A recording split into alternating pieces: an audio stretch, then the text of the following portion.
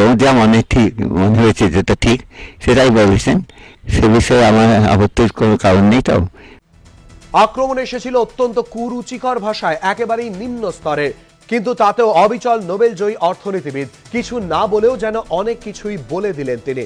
24 ঘন্টা আগে বিজেপি রাজ্য সভাপতির আক্রমণ। আমাদের একজন নোবেল প্রাইজ পেয়েছেন বাঙালি, তিনি কি করেছেন বাংলার কেউ বোঝে না, দুনিয়ার কেউ বোঝে না, উনি বোঝেন কিনা আমার সন্দেহ আছে। উনি কি দিয়েছেন দেশকে? এদেরকে কেনা যায়, এদের বিক্রি করা যায়, এদের চমকানো যায়, পায়ে পড়ে যাচ্ছে। কিন্তু 24 ঘন্টা পরে অমর্ত্য সেনের স্থিতধী জবাব।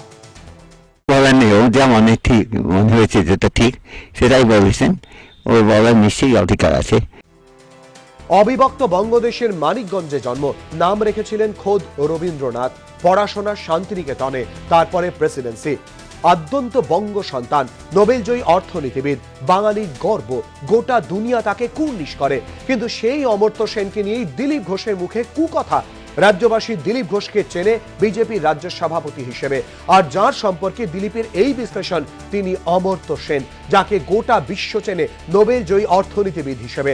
অনেকে কটাক্ষের সুরে বলছেন, এক বিশ্বখ্যাত অর্থনীতিবিদকে আক্রমণ করা নিয়ে যখন দিলীপ ঘোষের দলের সর্বোচ্চ নেতা বিতর্কের শিরোনামে, তখন দিলীপ ঘোষই বা আর এক আন্তর্জাতিক খ্যাতি সম্পন্ন অর্থনীতিবিদকে আক্রমণ করা থেকে পিছিয়ে থাকেন কেন?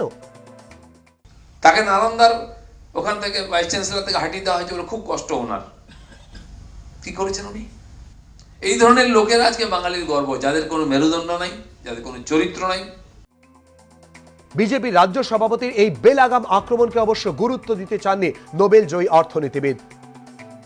বলার নিয়েও যা ঠিক মনে হয়েছে যেটা ঠিক সেটাই বলেছেন, ওর বলার নিশ্চয়ই অধিকার আছে।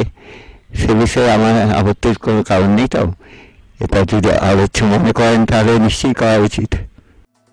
নানান মহলের সমালোচনার মুখে পড়ে রবিবার নিজের মন্তব্যের ব্যাখ্যা দেওয়ার চেষ্টা করেন দিলীপ ঘোষ।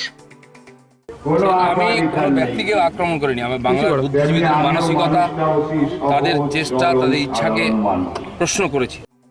2015 ফেব্রুয়ারিতে কেন্দ্রীয় সরকারের ভূমিকায় ক্ষুব্ধ হয়ে নালন্দা বিশ্ববিদ্যালয়ের আচার্যের পদ থেকে ইস্তফা দিতে কার্যত বাধ্য হন অমর্ত্য সেন। পরে তাকে বিশ্ববিদ্যালয় পরিচালন সমিতি থেকেও সরানো হয়।